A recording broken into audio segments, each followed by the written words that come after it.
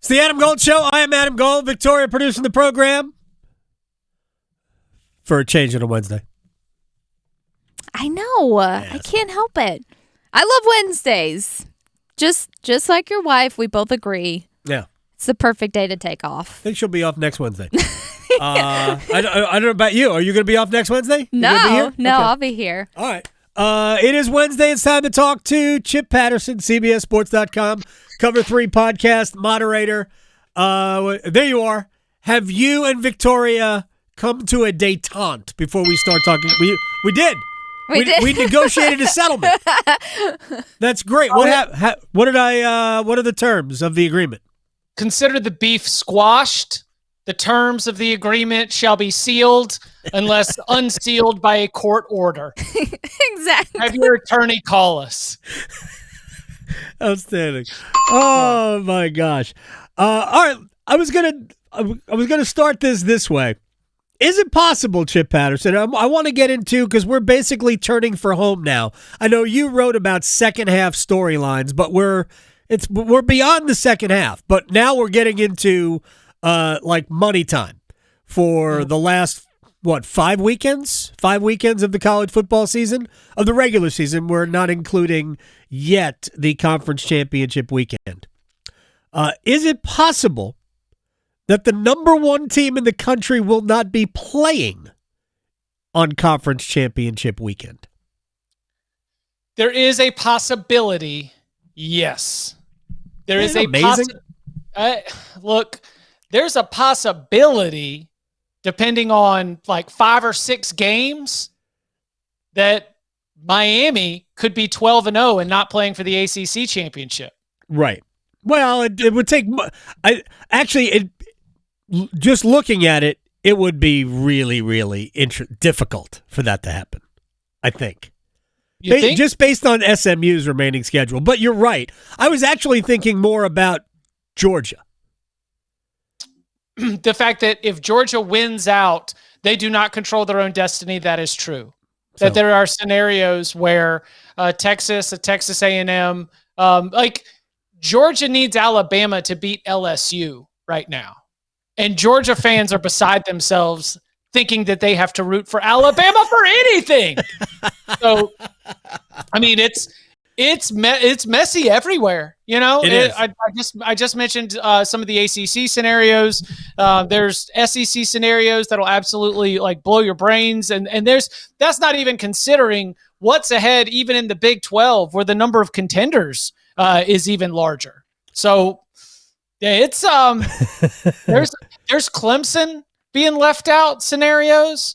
Yes. So here's what I did. I actually have Clemson currently opponent win percentage is 16-21. Yep. Best case projection is 32-32. Miami's current opponents winning record, the win record of their opponents are 16-22. Yep. But Miami's best case projection is actually 30-34. Miami doesn't play Pitt, which means that as long as Pitt continues to win, those games are going to be able to help them out. But then this is what was a little bit of a surprise. SMU currently at 13-24, that is third among those teams. The best case projection, and remember, best case projection we can actually figure out, because if teams that are on your schedule play each other, that's just a 1 and a win and a 1 and a loss. Right. So SMU needs Florida State to beat North Carolina. SMU needs Louisville to beat Stanford. SMU needs Stanford over NC State, Cal over Wake Forest, Duke over NC State, Boston College over Syracuse. It is not college football to root for your foes, and that's where the ACC is, as we have devolved into the 5th tiebreaker in a league that is bloated beyond belief without divisions. Here's the thing. Every win for FSU helps Clemson and Miami too. So all 3 teams actually need Florida State over North Carolina.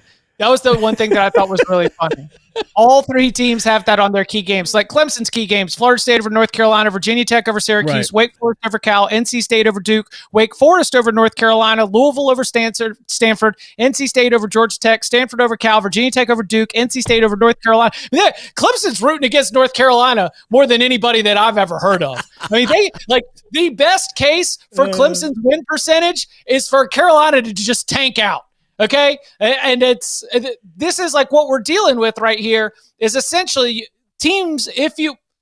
because this all could play itself out. Sure. This is legit. I'm writing this for Thursday because I really think might be one of the only weeks where we could go in and write it. Right. Because we're like, oh my God, 3 8-0 teams all make it to the end. Well, how many times does that actually happen? So can't. I mean, for the most part, it could never happen, right? In the old days, yes, for sure. You couldn't have 2 8-0 teams on one side of the bracket because it's only recently that we have ditched divisions. So you couldn't do that. But the whole thing is fascinating, and this is why I am not. You know, we have how many times have we had conversations about expanding the college football playoff? I'm still fundamentally against it, but we've got it. And to me, the really fascinating thing is just how many games we still have between now and conference championship weekend that will have a great impact on just who gets in. And I think that of all of, I don't think many of these teams have a chance to win, but getting in now that we've expanded it, I think this part of the conversation is great.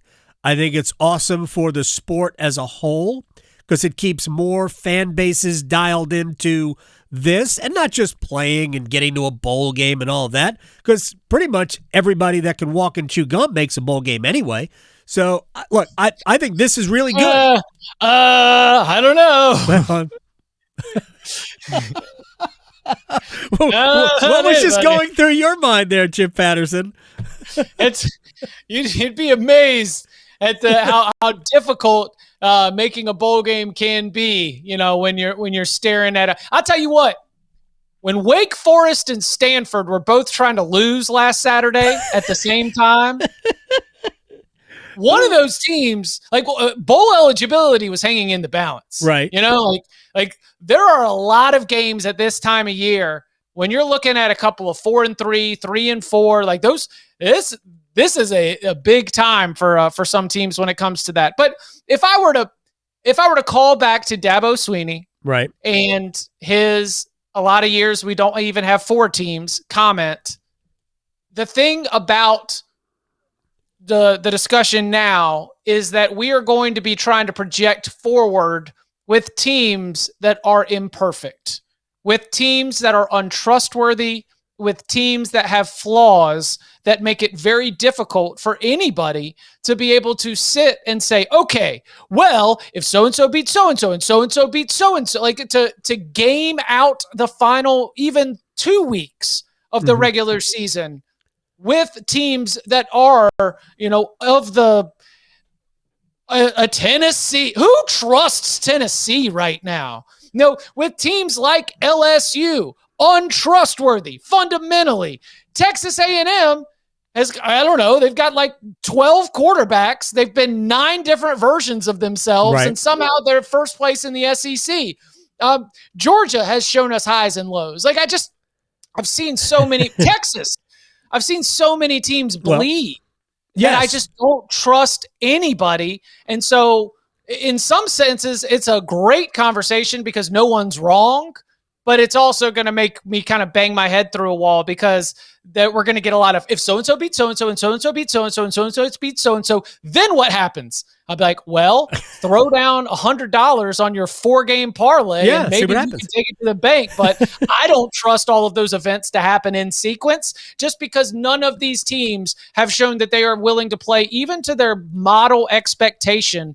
So I'm excited because I do think it will be chaotic and bring a lot of interest, keep fan bases involved. But in terms of the conversation about who's in, who's out, bubble watch and things like that, I'm kind of I'm dreading it probably more than I am like buzzing for it. Chip Patterson, always on Wednesdays now that he and Victoria will be back because you guys have reached a settlement.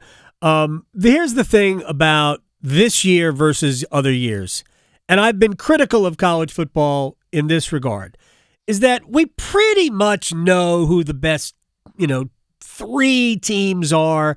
Maybe there's a 4th. I think Dabo has been right about this, that we generally know definitely 2, usually 3, rarely 4. And that 4th team is who had a good year, who ended up undefeated in their league, unless you name Florida State. Oh, that's right. But for the most part, we've known the top. Yeah. Am I crazy? I don't think we know the top this year. And I think that's in some ways really good. And I think if we had this scenario several years ago, we might not have, at least this has been one of the excuses, well, it's the same teams every year. That's not the fault of a 4-team playoff, because if you go back to when we just had 2 teams, we had more variance. Like, I know it's counterintuitive.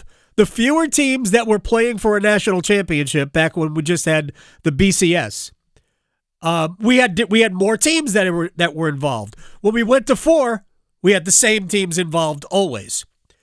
You know, it was Ohio State, it was Alabama, it was Clemson for the most part. Those were our combinations. Every once in a while, there'd be another team kind of snuck in there. Well, I've got you. It's Oklahoma, then it was Georgia, and they almost passed each other off. Right. I'm not kidding. No, it's true. You combine those, and that was like in that midseason storylines piece I wrote 2 or 3 weeks ago. I was, all the old guard had taken losses. We had seen Ohio State take a loss. We had seen Georgia take a loss. We had seen Clemson take a loss. Like we had seen Alabama take a loss. Like that was the group that contributed not just to college football playoff appearances, but title game matchups. Yeah. Like playing, not only making it, but playing against each other. And so, that's what opens the door. Like we had this discussion on the Cover 3 podcast this week. Oregon is a deserving number 1 in the polls. Sure. I don't know if anyone is ready to beat down the door to say that they are definitively the best team in college football. Everyone is willing to give Oregon a front row seat to the event of the competition to be the best team in college football, but nobody is ready to say that. And even Oregon, with only 1 college football playoff appearance, that being a decade ago in the very first year of the 4-team format, even they're a little bit new money from that perspective. They are. By the way, they beat Florida State in that game, right? In the semifinal, they beat Florida and then State? they lost to Ohio State in the title game. All right. Yeah, I don't know. I was thinking about something else. Chip Patterson is joining us here as he does every Wednesday. That was Jameis Winston falling backwards, throwing an interception that was taken the other way for a touchdown. Hey, Florida, Jimbo Fisher already had his national championship at that point. I don't know if he had emotionally dragged his Christmas tree out to the curb already, but it was coming. So Oregon's got at Michigan, at Wisconsin. I don't think they're losing either of those games. And then home against Washington, I don't think they're losing that game. So they're probably going to end up in the Big Ten title game. Will it be against Ohio State or Penn State? Because I don't think Indiana's going to win at the Horseshoe at Ohio State, but maybe they won't have to. I mean, who knows? If Ohio State loses to Penn State, I guess Penn State would still be undefeated in the league, and they only have Washington that could beat them left, and I don't think Washington's going to beat them. Who's going to be in the Big Ten title game? I think Indiana can beat Ohio State in the Horseshoe. You think that little of Ohio State? I think that in their current state, down to their 3rd and 4th tackles. Right. I think that in their current state, unable to run the ball effectively on first down. And I think that in their current state, dealing with a secondary that's been a little bit banged up, I think they're vulnerable. Okay. I think the thing about this Ohio State-Penn State game coming up this weekend is that both of these teams are so far from the best versions of themselves. It is such it is the most college football thing ever. That it is going to come down to something dumb or special teams or who misses field goals or who blocks a field goal or which of these knucklehead coaches makes the worst timeout decisions, and they're both capable of doing it. Penn State in their best version has a healthy Drew Aller. And they've got more wide receiver options than just their big tight end, Tyler Warren, who had 39 receptions in that overtime win against USC. Penn State's defense is amazing, and they're going to be going up against an Ohio State offensive line that, as I just mentioned, is down like 3 All-American caliber linemen and can't block anybody or can't block for the run. So they're just going to chuck it up there to Jeremiah Smith and hope he does it. And you know what? Jeremiah Smith is so good that he might go and do it. Might work. And it's just going to be so loud and tense in that stadium. I mean, it is going to be a throwback game in the truest sense because I know Ohio State and Penn State so intimately well. I know what their best version can be. I know what it looks like. And they're just, it's college football. They're just not healthy. They're just not that right now. And so that's what we're dealing with Ohio State. That's what we're dealing with Penn State. Indiana has exceeded expectations at every single turn. Right. They are well coached. They play all the way through, and they are getting their star quarterback back from an injury pretty soon. So I'm just not ruling Coach Sig out from being able to not take down the Buckeyes in the Horseshoe in a couple weeks. All right. That said, we haven't come. Give me Oregon and Ohio State in the Big Ten title game in Indianapolis. All right, and we'll see if Ohio State wins the return match. They might end up at number 1 and get the bye, and Oregon would end up probably at number 5 or whatever, depending on where Georgia ends up, or I don't know, at Texas A&M. A&M and Texas both don't really have anything that should beat them until they meet each other in the last game of the season. Only a 2.5-point favorite against South Carolina. Yeah, on the road in Columbia. Yeah, I was looking at that. Under the lights. Hey, look, I'm here to see South Carolina win that football game. I'm a Shane Beamer guy. I love Shane Beamer. I think he's fun. I just don't. I think that there is so that is for those of you. FanDuel, right? Yeah. For those of you who engage with FanDuel Sportsbook, where of course you could make every single moment more. 2.5-point spread, over under of 44. Right. You just think about the rock fight that is being implied by the odds makers right now. Right. And how both of these teams are not super explosive. Both of these teams have running quarterbacks and tenacious defensive lines. That game is within a coin. Back to my beginning, everyone can bleed in college football this year. Anybody can get got. So I think Texas A&M, I'm going to pick Texas A&M to win. Texas A&M could lose. I would not be surprised if Texas A&M loses before they get to that Texas game. But even Texas, they've got to figure out how to put the pieces back together right now. Right. I mean, it's interesting out here. It is crazy out here in these streets. Is Georgia losing a game between now and the end of the regular season? No, their best chances that they had, Ole Miss and Tennessee, both feel so far. Both Ole Miss and Tennessee started the season whomping everybody, just blowing them out of the water. And then conference play started, and then they started to get a little banged up. And now neither team is super impressive. They both got really, really good defenses. In particular, they both have really, really good defensive lines, so they can make life tough on Georgia. But again, I don't think that those teams are close enough to their peak form to be able to jump up and go get the Bulldogs. So, yeah, I think Georgia's going to be able to win out the rest of the way, and whether or not that 7-1 conference record gets them to Atlanta or leaves them as the 5 seed in the college football playoff, we'll just have to wait and see. After they lose to Georgia Tech, will Georgia still be in the college football playoff?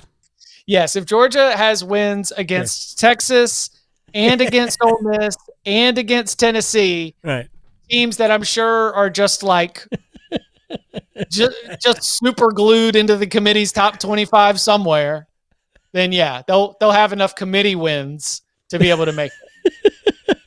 I think it's going to be fascinating to see how everybody parses, how that committee parses the strength of schedule and all of that. I think we're going to end up with a lot of really good records, but maybe very few great records. Look, it's quite possible that we end up with maybe 2 undefeated teams. If Miami can finish the season undefeated and Oregon does, although I think they both might be underdogs in a conference championship game. You think Miami would be an underdog to Clemson? I think if Clemson is mowing teams down, yeah, especially if Clemson beats South Carolina handily, yeah, I think they'll be a favorite over Miami in the ACC championship game. It'd be a tight. It'd be a point and a half. Yeah, it'd be nothing. And then it would get traded back and forth leading up to kickoff, and then big syndicate from Europe that just bets every underdog blindly for $500K. It's going to see the limits go up and all of a sudden go move it. I mean, it's crazy out here in these streets with the betting markets. Like 10, 15 years ago, we used to say things like, oh, Vegas knows. And I think I've said this to you before, and definitely to your audience. The closer that I've gotten to like the actual people, you realize you're a lot closer to them than because they're trading I mean, it's a stock market. Yeah, they're buying and selling at numbers. Like, I'll take it at 7.5. I won't take it at 6.5. You know, you're not actually breaking down the football for a lot of these people. Yeah. So I would never do it that way. I would never pick a game based on, I think they're going to win, but I don't think they'll cover. In general, who do I think is going to win? Hey, and I will the do that. R in ROI is for recreation. We're just trying to move a little bit here, move a little bit there, tip the dealer, and get out of here with some beer money, all right? That's all we're trying to do. Chip Patterson, CBSSports.com, Cover 3 podcast moderator, friend of the program, friend of Victoria's again. Thanks, man. I'll talk to you next week. Sounds good. Y'all be well. He's the best. I do need to know the terms. I need to know the terms of the settlement at some point, so I know it's under seal. Yeah.